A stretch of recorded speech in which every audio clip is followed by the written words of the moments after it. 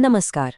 आज हम सब मिलकर एक ऐसे विषय पर विचार करेंगे जो पीढ़ियों से हमारे समाज का हिस्सा रहा है। ये एक ऐसा मुद्दा है जो हमारे दिल से, हमारी परंपरा से और हमारे अपनों की याद से जुड़ा हुआ है। जी हाँ, आज हम बात करने वाले हैं मृत्यु भोज की परंपरा पर। देखिए, जब कोई अपना इस दुनिया से चला जाता है तो मन में बस एक ही बात होती है कि हम उन्हें सबसे अच्छी श्रद्धांजलि दें, जिससे उनकी आत्मा को शांति मिले। लेकिन क्या कभी हमने रुककर सोचा है कि सम्मान जताने का जो हमारा तरीका है, वो उस दुखी परिवार के लिए मरहम का काम कर रहा है या फिर उनके घावों पर और बोझ बन रहा है? इसमें कोई शक नहीं है, बिल्कुल भी नहीं, कि मृत्यु भोज के पीछे की जो भावना है वो बहुत नेक है। अपने पूर्वजों के प्रति प्रेम और सम्मान जताना ही इसका मूल मकसद है। पर सवाल ये उठता है कि वक्त के साथ इस परंपरा ने जो रूप ले लिया है, क्या वो आज भी अपने असली मकसद को पूरा कर रहा है? क्या ये सच में शोक में डूबे परिवार को सहारा दे रहा है, या फिर कहीं ऐसा तो नहीं कि सामाजिक दबाव में हम उन्हें और भी तोड़ रहे हैं? चलिए थोड़ा पीछे चलते हैं और इस रिवाज की जड़ों को समझने की कोशिश करते हैं। आपको जानकर शायद हैरानी हो, लेकिन इसकी शुरुआत किसी धार्मिक विधान से नहीं, बल्कि एक बहुत ही सीधी सादी और व्यवहारिक जरूरत से हुई थी। जरा उस जमाने के बारे में सोचिए, जब ना तो गाड़ियां थीं, ना ही पक्की सड़कें। दूर दराज के रिश्तेदार कई कई दिन पैदल चलकर दुख में शामिल होने आते थे। अब ऐसे में उन थके हारे मेहमानों को भोजन कराना मेजबान परिवार का कर्तव्य भी था और इंसानियत भी। ये बस एक जरूरत थी। लेकिन धीरे धीरे मदद की ये भावना, ये सामाजिक प्रतिष्ठा दिखाने की एक होड़ में बदल गई और वो एक साधारण सा भोजन एक खर्चीले भोज में तब्दील हो गया। तो अब देखते हैं कि आज के दौर में इस परंपरा की असली कीमत कौन और कैसे चुका रहा है। क्या हमारे धर्मग्रंथ इस बारे में कुछ कहते हैं, और इसका हमारे समाज पर, खास करके साधारण परिवारों पर, असल में क्या असर पड़ रहा है?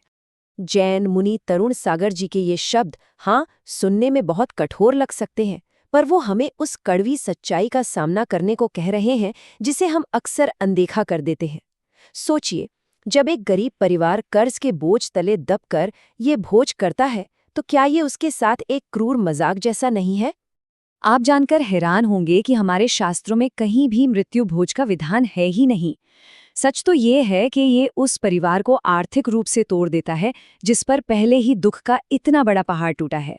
आत्मा की शांति तो उसके अपने कर्मों से होती है, दुनिया के इस भोजन से नहीं। सीधी सी बात है, जो आत्मा शरीर ही छोड़ चुकी, उसे भला इस भोजन की क्या जरूरत?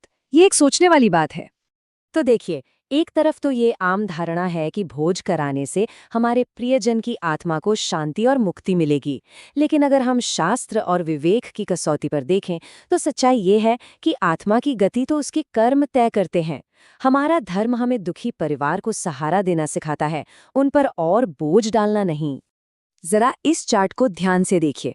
ये साफ साफ दिखा रहा है कि कैसे एक मृत्यु भोज की लागत किसी परिवार की पूरी जिंदगी की जमा पूंजी को बस एक दिन में खत्म कर सकती है और उसे कर्ज के एक ऐसे गहरे कुएं में धकेल सकती है जिससे निकलना बहुत मुश्किल होता है।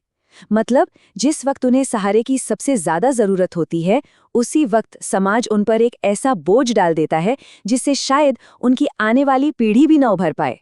लेकिन हम यहाँ सिर्फ समस्या की बात करने के लिए नहीं हैं, हम सब मिलकर एक बेहतर रास्ता खोज सकते हैं।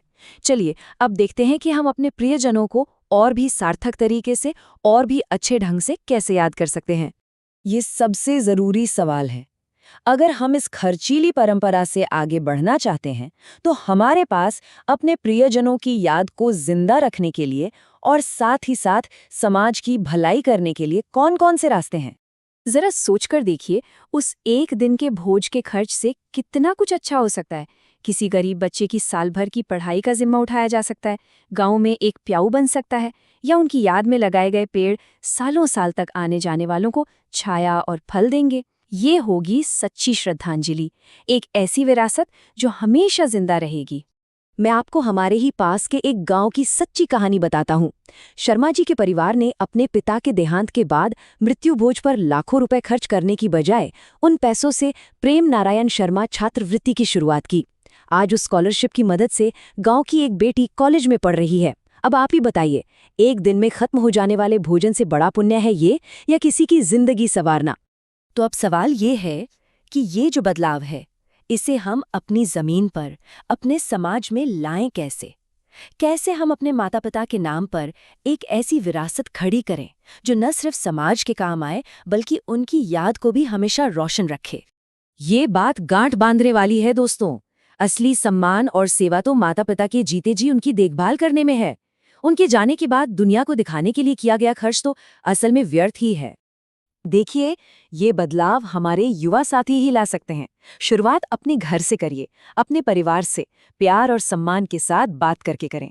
फिर गांव के बड़े बुजुर्गों और समझदार लोगों के साथ बैठिए, उन्हें ये सुझाव दें कि क्यों ना सभी परिवार मिलकर एक शिक्षा कोष बनाएं। और सोचिए, जब उस कोष से पहला बच्चा पढ़ने जाएगा तो पूरा गांव मिलकर उसका उत्सव मनाएगा। इससे बड़ा सम्मान और क्या हो सकता है? ये चार्ट फर्क को बिल्कुल साफ साफ दिखाता है। जितने पैसे एक बड़े भोज में खर्च हो जाते हैं, उतने में तो कई बच्चों को सालों तक पढ़ाया जा सकता है। अब चुनाव हमारे हाथ में है कि हमें एक दिन की रीति निभानी है या फिर एक पूरी पीढ़ी का भविष्य बनाना है। ये कुछ सवाल हैं जिन्हें हमें अपनी चौपाल पर, अपनी पंचायतों में और अपने दोस्तों के बीच बैठकर सोचना होगा कि किसी परिवार के लिए सच्चा सहारा क्या है, हम अपने पूर्वजों के नाम पर कैसी विरासत छोड़कर जाना चाहते हैं और हम मिलकर अपने समाज को और मजबूत कैसे बना सकते हैं। और अंत में ये सवाल हम सब से है, खासकर हमारे नौजवानों से। क्या हम एक ऐसी परंपरा को ही आगे बढ़ाएंगे जो हमारे ही लोगों पर बोझ बन रही है, या फिर हम एक नई राह बनाएंगे जो करुणा, सेवा और शिक्षा की रोशनी से भरी हो? ये फैसला हमारी पीढ़ी को करना है और यही हमारी सच्ची श्रद्धांजलि होगी।